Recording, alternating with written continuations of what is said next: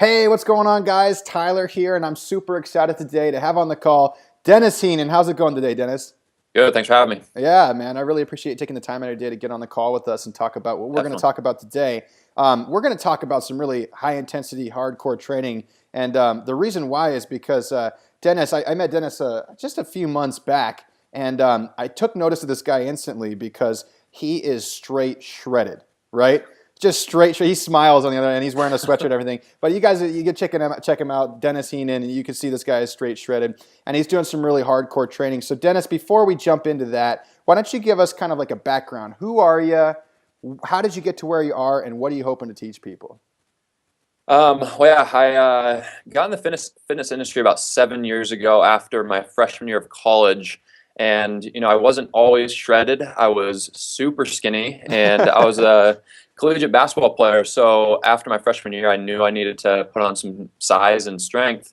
And throughout that summer, I went through a crazy transformation. I put on 30 pounds of muscle and basically just completely changed my life because I got obsessed with everything health and fitness. And I have much of my coaches to thank for that and just my own testing and tweaking in that time.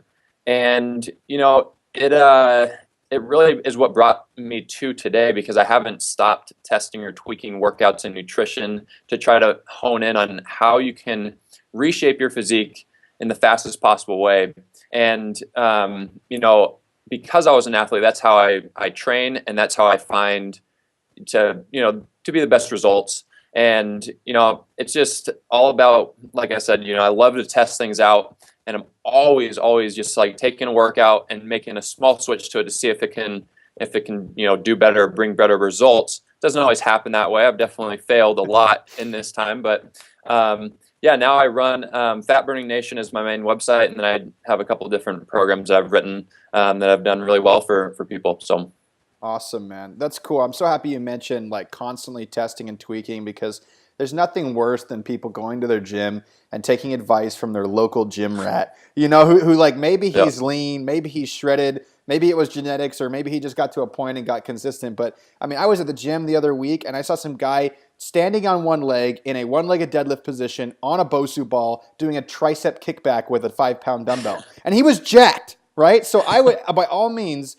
I most likely people will walk up to this guy and be like, "Is that how you got your triceps?" And he'll be like, "Yeah, that's how I got my triceps." But it's not reality. He probably did some heavy work for a long time, and he's just doing that because that's what he enjoys to do now. So I'm happy you mentioned that. You're going to say something. Go ahead. yeah, it's really interesting. I mean, you see people like that all the time. You walk into the gym and you're seeing all these crazy ripped guys doing all these insane exercises.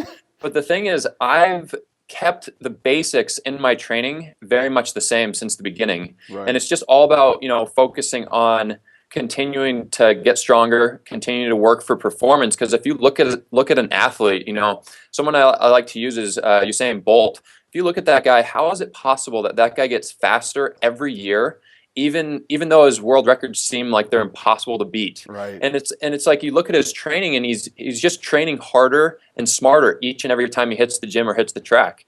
He's not doing standing on a Bosu ball doing a tricep kickback. It's just all about taking the basic exercises and making it better, training for that performance aspect. Absolutely. I think if you took like, pictures of Usain or any athlete for that matter over time, you'd probably see some crazy transformation in the way their Oh yeah. physique looks, going from, Mhm. maybe skinny or skinny fat or whatever to like where they are today, which is really ultimately the most appeasing look to the eye, in my opinion, is the athletic look. Mhm. Like it's not the gigantic, huge bodybuilder or the emaciated, runway model. It's that Yep. athletic look that we all want. So I really like your approach, and I'm a big fan of the athletic training. So Dennis, like you mentioned, keeping your training essentially the same over the years, but testing different modalities and tweaks and stuff. When you say keeping it the same, what are the foundational movement patterns that you like to use that you think get the best results with people? So a lot of people, when I give, new workouts or new exercises, they'll notice that a lot of them are, pretty similar. Like I have, I love the squat, deadlift, the pushing exercises, pulling exercises. But I mean, I've tested, 6 weeks of a program where I'm just doing maybe squats, pull-ups, and like a press, like either an incline press or even a push-up. And I mean, the results are still there. Right. And so what I like to do with that though is, I might go from an incline press into decline push-ups, adding that little extra to get that endurance built within the workout. Because a lot of times you can go from an incline press and, do 10 reps and then just finish. But if you throw in those decline push-ups or just a regular push-up, you're going to just exhaust the muscle.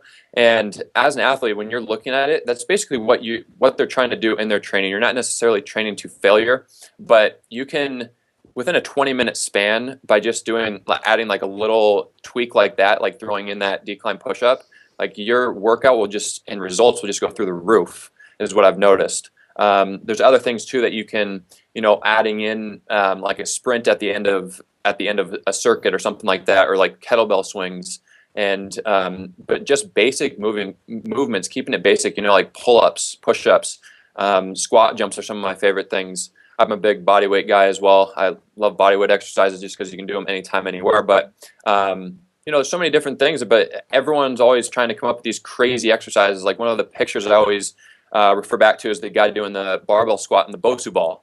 Right. Like, why in the world would you ever, even think of doing that when, Right. I mean, not smart. So people watching, don't ever do that, or listening, don't ever do that. But yeah. So I mean, just keeping some of the basic movements, and then adding something in at the end of those movements. Sure. So I'm interested in how you quantify your performance, because obviously you're a performance-based guy. And one of the things that I preach to people is, keep a training journal. And every year, if you don't look back at it and you're like, okay, last year I was doing, 10 pull-ups, and this year I managed even just 12, like that's progress. But if you're doing 10 and then, at the end of the year, you're like, oh, I'm at 8, or you're still at 10, then we're really not making any progress. So how do you quantify that when you're doing these workout complexes or these workout supersets? Yeah. So there's a few different ways. Like what I always tell my clients, and what I make sure of myself, is I'm always making sure that I'm either getting stronger in a workout, or I'm doing at least one more rep if I'm using the same weight as before. Sure. And if I'm, you'll hit a certain point where it's very hard to go up weight or even do one more rep. And that's when you can, throw in some drop sets, or even, like I said, going from the incline press to a decline push-up. That will help increase that strength and endurance. And so that's what I'm really looking for when it comes to performance, is just getting better each and every workout. And, when it's the summer here today, it's winter now in Minnesota. I'm very sad about that. But, like during my sprinting sessions, you start out going like 80% if you haven't sprinted outside for a while. And then, you just keep extending the length that you're sprinting and the intensity that you're sprinting at. And that just ensures that you're boosting that performance and getting better each workout.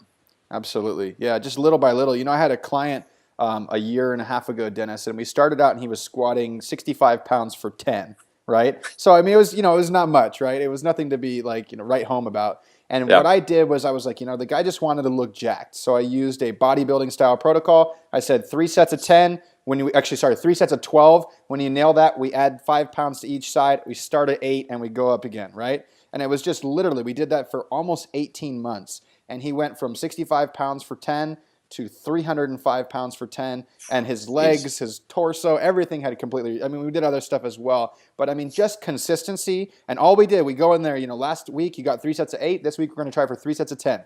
And if you get it, then we'll try for 3 sets of 12 next time. If you don't get it, we'll come back and try for 3 sets of 10 until we get it. Little tiny things consistently done can make all the difference. Yep. So you mentioned sprinting there, right? I think that a lot of people are missing the ball when it comes to conditioning, right? Because they're doing kind of let's say a little bit longer of workouts. Maybe their high intensity workouts aren't really as high intensity as they might get. So tell us a little bit about that, actual sprinting, how you kind of approach that in your training, and then what does it mean to really have intensity? Yeah, so I'm kind of known as a sprinting guy with, after I came out with it was a superhero sprint program, and it was based around sprinting. And, a lot of people, they say that they're going at a high intensity, when the reality is, if you were to, I always give this example, and I think it paints a very good picture. Like if you were out in the wild somewhere and a lion just popped out of the bushes and you had to sprint away, that sprint speed would probably be about a 12 out of 10. Right. And, people don't even, but the thing is, people don't even come close to, a 7 out of 10 or a 6 out of 10, but they think they're going at a high intensity. And, going 10 out of 10, that is, sprinting all out. When you watch those guys running track or whatever, that's an all out sprint. And, a lot of people can't even get to that point. So I always tell people you want to be right around a 9 out of 10. And if you are, an athlete and have built up to that 10 out of 10, and that is pushing as hard as you possibly can for that short period of time. And what this allows you to do is it allows your body to basically use all fat as what you're burning. Right. And what's great about it is it only takes like 10 to 12 seconds of work, and then you get that rest period because you're going to need that rest period. Right. I was watching a video on Usain Bolt and his workouts, and what was crazy was in about a 10-minute period, he only worked for about a minute and 30 seconds. Right. Like it's like a 5-to-1 work to rest ratio or more. And it's like, that's what people don't understand is like they don't need to work out as long or push for 2 straight minutes trying to sprint, because your body just won't be able to handle that unless you're some crazy Olympic athlete. Right. Just 20 to 30 seconds of an all-out exercise, like indoors right now I'm doing sprints in place, or even like kettlebell swings can be super challenging if you're using a challenging weight, and just really pushing that threshold and then really trying to improve on that each time you work out again. Yeah, man, that's a really great point you brought up there, because like with the Usain Bolt thing, because so many people are they're being sold high intensity training, right? Mm-hmm. And I'm a huge fan of training with intensity. There's no doubt about that. But I think that a lot of people are being sold high intensity training, and then they're actually doing medium intensity training. And I actually, these days, I'm not even against medium intensity training as much as I used to be. But in order to get benefit from medium intensity training, you do have to train for a much longer period of time. Mm-hmm. And if you really want to get the maximum results with the minimum time, you've got to get that 10. Right? You've got to get into that zone of 10 where you could do a minute and a half of work in 10 minutes, and then, your body will reshape itself. You mentioned something interesting there. You said your body will burn primarily fat for fuel. I'm assuming you're talking about post-workout window, right? Yeah. So there's been multiple studies that I've looked at that it's kind of, the closer you can work near your anaerobic threshold, which again is like that 10 out of 10, right. The more fat your body will utilize as fuel, and that's both during and after the workout. And then plus, with the afterburn effect, which is, basically when you push your body very hard in a workout with that high intensity work, that's when you're going to get that extended calorie burn. And I just read a study. I think the time frame that the people were using was like a 4 or 8 minute workout, and they saw extended fat burning for 22 hours after the workout, right. Which was a 450% increase in metabolism. Which, I mean, for 4 to 8 minutes of work, I mean, I'll take that any day. And obviously they're doing something very, very high intensity, but it shows that how much you can get done in such a short period of time when you work at that 9 out of 10 or 10 out of 10 level. Yeah, I completely agree. So you mentioned kind of these basic strength movements, right? We were talking about pushes and pulls and presses and pull-ups and squats mm-hmm. and deadlift kind of motions. But then we also talked about really high-intensity training. So how do you right now string those together in your workouts? So I'll give you an example of what I did last night. Now, people, this is more of an advanced workout, but I've been really trying to up my squats. Sorry, my dog has her loudest toy. Hey. It's all right. Keep going. So I've been really trying to up my squats in the 15 rep range for barbell squats, but I've been using a heavy weight because I've been able to build up to that. And man, after 15 reps, like you've been pushing that 9 out of 10 or 10 out of 10. And so what I do from there is I'll go through to like a pull-up or something like that, and then I'll come back and I'll either do squat jumps or sprints in place, which absolutely crush the threshold that you're going at. So I have 2 exercises in there that are, with the pull-ups and the squats that are building that strength, and then the squats are, the strength and the endurance, and then the sprint or the squat jumps are that threshold at the end. And I've been really doing that with a bunch of my workouts lately, and I've been seeing incredible results as of my clients, and plus the workouts last like 20 minutes, which is great. But I mean, my wife took a picture of me the other day after my workout. I was just laying on the ground for like 10 minutes because I couldn't move because I was so tired. But it's like, hey, I'm done in 20 minutes. I'll take that any day. So that sounds so simple. So you get warmed up, right? And then you get to your work weight with your squats. You crank out 15 grueling reps. You put the bar back down. You go over and you hit some pull-ups. Whatever rep range is kind of like a max intensity on that, or Yeah, so I call it the minus two max. So you sure, go, yeah, about 2 reps left in the tank with that one. right? And then And you're trying, sorry, go ahead. yeah. And then you're just going right into the squat jumps. I normally try to take like anywhere from 7 to 10 seconds just to Okay. kind of make that transition period. Such a And big then, break. no, but after the squat jumps or it's either squat jumps I'll do or I'll do the sprints in place, and those can last anywhere from 30 to 35 seconds depending on how I'm feeling from the squats that day, because every day is going to be different. But Sure. and then you take a rest period after that, and you just want to make sure that you're able to do those squats again safely. You don't want to get under the bar if you're super tired. Right. But yeah, I mean, I've done this workout with a couple athletes that I train, and it's crazy. The squats themselves, doing 15 reps at a weight that's challenging, I mean, it pushes you hard. It So, does. Yeah. Are you familiar with the old Randall Strossen 20 rep squat routine?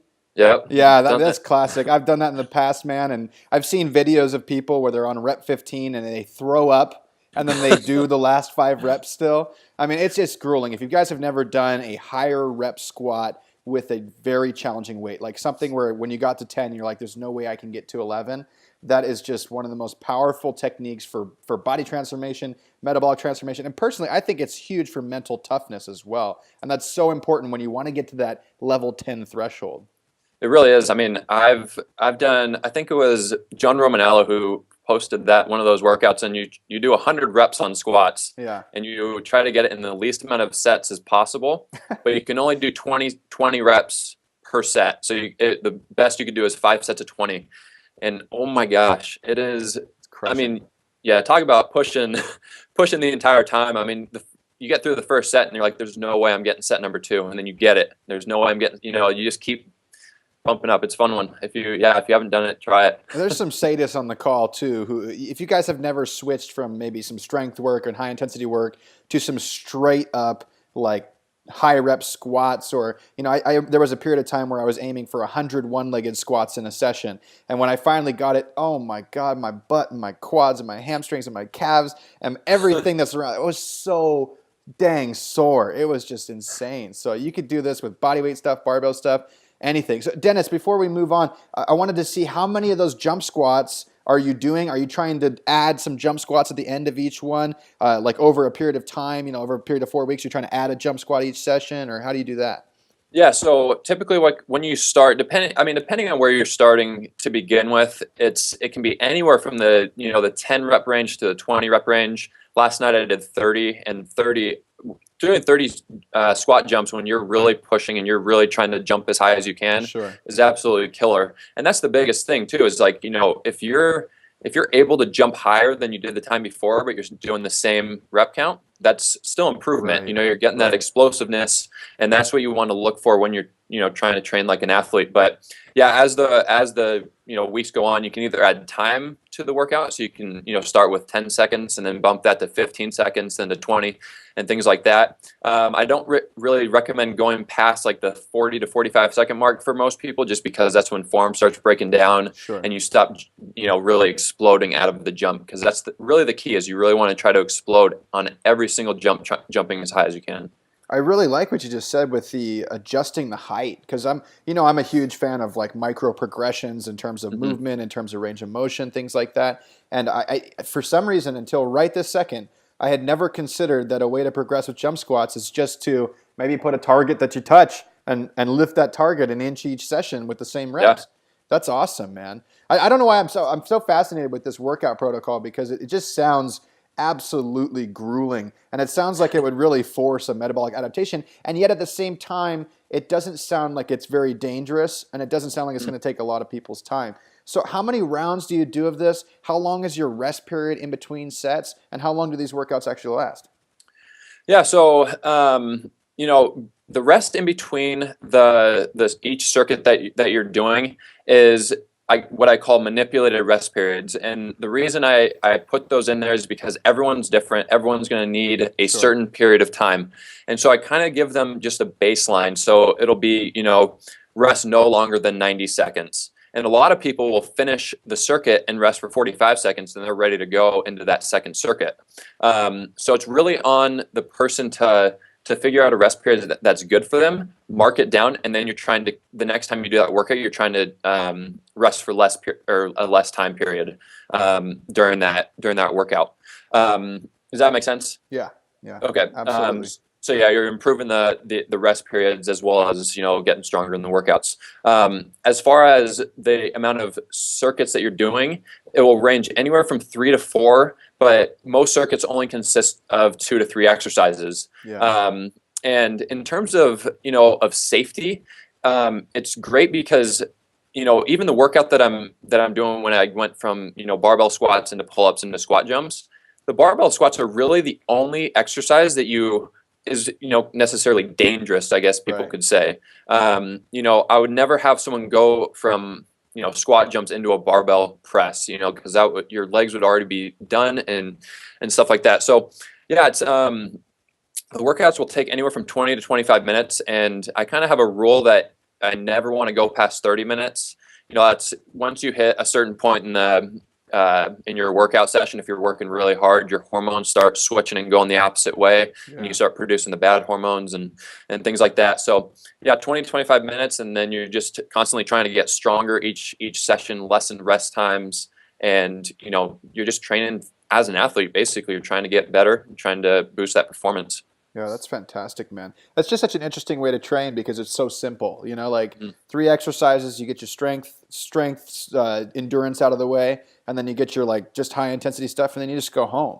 And I Yep. like how you mentioned that in the short workouts as well, because athletes, sure, they train for a long period of time, but most people don't realize they're going to do these brief high intensity sessions, and then they're going to rest for like 10, 15, 20, 30 minutes, do another session, and repeat.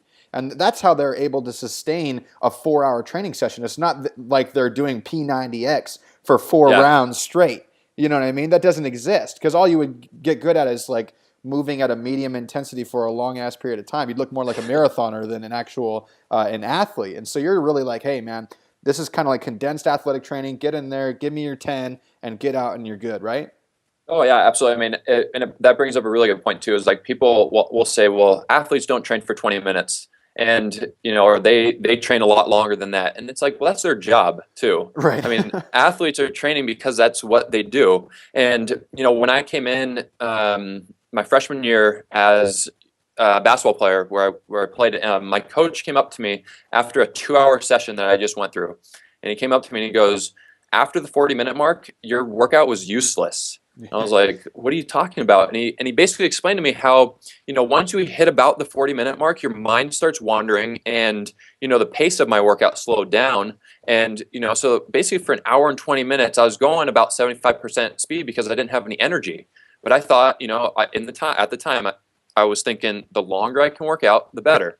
And it's not necessarily true. I mean, your mind does lose focus. And so even back when I was in college, I would train 2 to 3 times a day, but most of my sessions were 40 minutes. Right. And at the time, that was my job. I was an athlete. It was the summertime, and I was, I'd work out in the morning, maybe get a lift in for 40 to 45 minutes, and then I'd come back and shoot later in the day for 40 to 45 minutes. And it's like, so yeah, I worked out twice in a day, but I was an athlete, and I had trained for that for years, past. But now, if I were to do that again, I, first of all, I'd have to build up to that, but we don't have the time to do that. Yeah. We have, jobs where, we're tired. And so that's why I find like you can still get incredible results in half the time that you think you can, or 75% of the time that some people think they can, in 20 to 25 minutes, and you're going to see incredible results. That's cool, man. One of the things I want to bring to light right now, because obviously you're an explosive athlete. You're like a basketball player. You're into high intensity workouts, jump squats and swings, and it sounds like a lot of the stuff you really, really value explosive power. And one of the things that we see is that athletes will train for explosive power. And then people will think they're emulating athletic training, but they're really just going at 75%. And something that a lot of people don't talk about, Dennis, I'm sure that you do talk about this, is that said principle. You get better at what you practice. And so if you do a 45-minute or an hour-long, quote-unquote, high-intensity workout session, really all you're doing is getting better at operating at 75%. And so to me, that's the reason why people can't go to 100%, because they've never trained it. They're really good at 75. When I taught boot camp classes, that's all I saw is people who are really good at 75%. They get done with the workouts, even though they did a good amount of work, they'd be like, yeah, what's next? Right? And then the occasional people would just be flopping on their backs, trying to catch their breath, like, just gasping for air, sweating bullets. You knew that person gave you 100%. And oftentimes that person was the person who didn't exercise before. So they didn't have any experience with this medium intensity that people get married to. What's your take on all that? Yeah, so I mean, I actually just wrote about this. I remember I was at the gym, and one of my clients asked, like, oh gosh, this person's in the gym all the time. They're always sweating. They're always, looks like they're working hard, but they're not seeing any results. And It's been like that for months. And the reason is exactly what you just said. They're not going as hard as it looks like they're going. They're basically telling their body that it's okay to stay exactly where it is. And they're not pushing that 9 out of 10 or 10 out of 10 when the people that, are there for, 30 minutes, let's say, and really giving it their all, those are the people that are seeing the results. And I also think, like you said in your boot camps, a lot of times people are scared to give it their all because they don't want to look like the one that's super tired from the workout. Like, I honestly think that's true. I mean, people, even clients I used to train one-on-one, wouldn't give it their all because they didn't want to make it look like they're that out of shape. When the reality is like, if you're willing to push hard from the very beginning and just continually do that over time, those are the clients that have the most success and continue to see the most success. And so when it comes to, going back to how the athletes train, you'll never see an athlete like, take Kobe Bryant, for example. You'll never see him go 75% in a workout. He's Right. always going game speed the entire time. And that's how I kind of think too. When my coach said that to me, he goes, after that 40-minute mark, my game speed was gone. And so that's how I kind of attack the workouts and have my clients attack the workouts, is make sure that you're going, quote unquote, game speed on every lift, on every exercise that you're doing, and that's how you're going to continue to see the results that you want. That's fantastic, man. That kind of digs us into mindset real quick. Maybe we'll talk about that before we finish up the call. So Dennis, you've actually trained a lot of people. You're not one of these armchair theoreticians out there. Dennis recently just showed me a picture of a guy, and I was looking it over, and he's like, "Oh, that's one of the guys I train." And I was like, "Oh, damn, he looked like he was out of 300, right?" I mean, you got some good success with your people. So how do you transition someone, say, from this kind of like, oh, I don't want to look like I'm working too hard mindset to like the boom, like tap their forehead, go kill mode kind of mindset. You know what I mean? Yeah, I mean, a lot of it is you can only do so much to motivate someone, but it's really about setting those goals to what they want to achieve. Like the picture that you're referring to, we actually did, it was an online coaching thing, which was really cool. And I've known him for a long time. And he basically sparked his interest in fitness by he went on like some really long bike ride, which was really cool. And then he was like, I want to transform my body. And it's like, people need to understand that once you start seeing results, that you'll just continue to want to see those results. That's what happened to him. He's become a personal trainer now. I mean, he's training his clients on his own. Like, he's doing great, and it's all because he got that mindset. He saw the results to begin with because he pushed hard in the beginning, and that just continued. And it's kind of, the snowball effect. You get that snowball rolling down the hill. It's just going to keep bringing that success forward. And mindset really is huge. As a former athlete, it's not hard for me to get motivated to work out, or it's not hard for me to push myself in a workout. But I do understand that people have difficulty doing that. But again, it's just all about having that positive mindset and not really looking at a workout necessarily as a workout. It's just going and having fun and getting in better shape, staying healthy and things like that. That's the thing. Like, a lot of people just they dread going to workouts. Right. And, it's something I've never understood, but it's a reality for a lot of people. And, that's again, these 20-minute workouts, that's why these are awesome, because it's like last night, I'll give you an example. I was like really tired. I didn't feel like working out, but when I got there, I was like, all right, I'm just going to do 2 sets of everything that I'm doing. And just making that small switch, I pushed super hard in 2 sets. But if I would have had to do 3 sets, I'd have been like, oh my gosh, like there's no way, And so just making like slight changes in your workout, maybe even one day you can't make the 20 minutes, just do 10 minutes hard and give it everything you've got. Right. So yeah, I mean, it's just all about, finding what motivates you, sticking with it, and just seeing those results in the beginning and let that snowball effect take place. Yeah, that's fantastic, man. It's so true. We're so busy that these short, intense workouts really fit with people a lot more these days than kind of longer, drawn out sessions. And just doing something, like you said, I remember there was a time when I was really tired. I was just overworked, but obviously I have to do something to keep up my body. And I would go out to the gym and I would just say, just do 1 rep. You know what I mean? But the truth is, as soon as you do that 1 rep, you're in workout mode, and the whole workout tends to happen. So I also tell people to, if they do feel like that, to start out doing their favorite exercise. right. So one of my favorites is bench press. So if I'm feeling unmotivated, even if I'm not on chest that day, I just do bench press, and the workout just kind of carries itself after that. Right. You bring that. That's really smart. You bring that sense of enjoyment from the start of it, and then you kind of work back from there. That's cool. Mine would probably be handstand push-ups. I can't get enough handstand push-ups, man. I tend to do those in the beginning of most of my workouts, most of my superficial workouts, I should say. Just to get going. Yeah, just to get going. Well, Dennis, so for you guys listening to the call or watching the call, you may or may not know, I coined a term for Dennis. I call him the Clark Kent of fitness. Obviously, he looks kind of like Clark Kent, but he also looks like Superman with his shirt off. And Dennis, you have a new program coming out. You have Superhero Body, right? Yep. Cool. Correct. And that kind of features the style of training we just talked about. Is that right? Yeah. So what I call it is hybrid density threshold training. And, density is just kind of, you get a lot of work done in a short period of time. Sure. And then, of course, that threshold training is what we talked about, really pushing at certain points during the workout. You'll be really pushing that 9 out of 10 or 10 out of 10 aspect within the workout. And again, all they do is they take 20 to 25 minutes, but you're getting a great strength training in the beginning. You're getting that threshold training, and then you're getting the rest periods, which, as we know now, is you can look at Usain Bolt training for a minute, 30 seconds out of 10 minutes. That's really all you need. I mean, you're going to be doing more work than that in this program within that 20 minutes, but you don't need much more than that after going through the workouts on this. Right on. And with the new year right around the corner, if you guys want to have a superhero body, I'll post a link below the show. Check it out. Check out Dennis's stuff.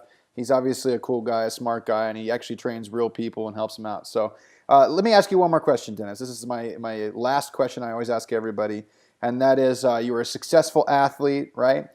You've tapped your way into the fitness market now. You're starting to help a lot of people online.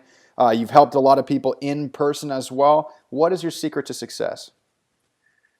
I would just probably say persistence and trying to keep a positive attitude.